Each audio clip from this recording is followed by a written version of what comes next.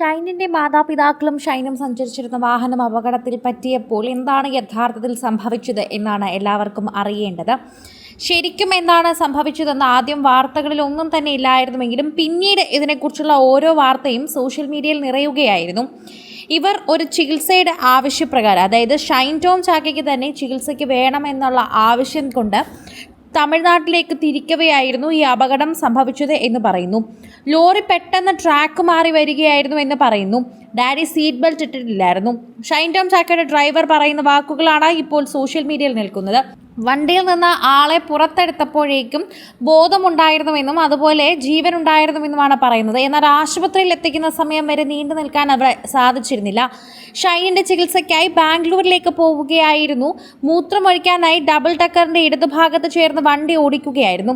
ദൂരെ വലതുവശത്തായി ലോറി പോകുന്നത് കാണാമായിരുന്നു. ലോറിയുടെ അടുത്തെത്തി ക്രോസ് ചെയ്യാനായി നിൽക്കുമ്പോൾ ലോറി വലതുവശത്ത് നിന്ന് ഇടത്തേക്ക് പെട്ടെന്ന് കടന്നു വരികയായിരുന്നു. പുലർച്ചെ ആയതുകൊണ്ട് തന്നെ 60-80 കിലോമീറ്റർ വേഗത്തിലായിരുന്നു സഞ്ചരിച്ചിരുന്നത്. അതുകൊണ്ട് തന്നെ പെട്ടെന്ന് ബ്രേക്ക് ചെയ്യാൻ കഴിയാത്തതിനാൽ ലോറിയുടെ പിന്നിൽ പോയി ഇടിക്കുകയായിരുന്നു എന്നാണ് അനീഷ് പറയുന്നത്. ഷൈൻ്റെ അച്ഛൻ പിൻസീറ്റിലായിരുന്നു ഇരുന്നത്. സീറ്റ് ബെൽറ്റ് ഇടുന്നില്ലായിരുന്നു. ഇടിയുടെ ആഘാതത്തിൽ ഡ്രൈവിംഗ് സീറ്റിൻ്റെ പിന്നിലേക്ക് വന്ന് ഇടിച്ച് അദ്ദേഹത്തിൻ്റെ തല പൊട്ടുകയായിരുന്നു. അതിലെ വന്ന ആളുടെ വണ്ടിയിലാണ് ആശുപത്രിയിൽ എത്തിച്ചത്. ആശുപത്രി എത്തുന്നത് വരെ അച്ഛൻ മൂളുന്നൊക്കെ ഉണ്ടായിരുന്നു. റോഡിൻ്റെ മറ്റു വാഹനങ്ങളൊന്നും ആ സമയത്ത് ഉണ്ടായിരുന്നില്ല എന്ന് അനീഷ് പറയുന്നുണ്ട്. തമിഴ്നാട്ടിലെ ധർമ്മപുരി ജില്ലയിലെ ഹൊഗനയ്ക്കൽ വെച്ചാണ് ഈ പുലർച്ചെ 6:30 അപകടമുണ്ടായതെന്ന് പറയുന്നുണ്ട്. അപകടത്തിൽ ഷൈനിനും അമ്മയ്ക്കും പരിക്കുകളുണ്ടെന്നും പറയുന്നുണ്ട്.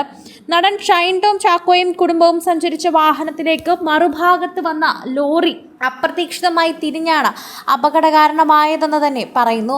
ഓപ്പോസിറ്റ് വന്ന ലോറിയാണ് ഇത്തരത്തിൽ ചെയ്തതെന്നും അതുകൊണ്ടാണ് പെട്ടെന്ന് പിടിച്ചിട്ട് കിട്ടാതെ പോയതെന്നും പറയുന്നുണ്ട്. പെട്ടെന്ന് ഞങ്ങളുടെ ഇടത്തേക്ക് വരികയായിരുന്നു എന്നും അതുകൊണ്ട് സഹിക്കാൻ പറ്റിയില്ല എന്നും അതുകൊണ്ട് മാറ്റാൻ പറ്റിയില്ല എന്നുമൊക്കെയാണ് ഈ ഡ്രൈവർ പറയുന്നത്. ഇതനുസരിച്ച് തന്നെയാണ് ഇപ്പോൾ കേസ് മുന്നോട്ട് പോകുന്നതും.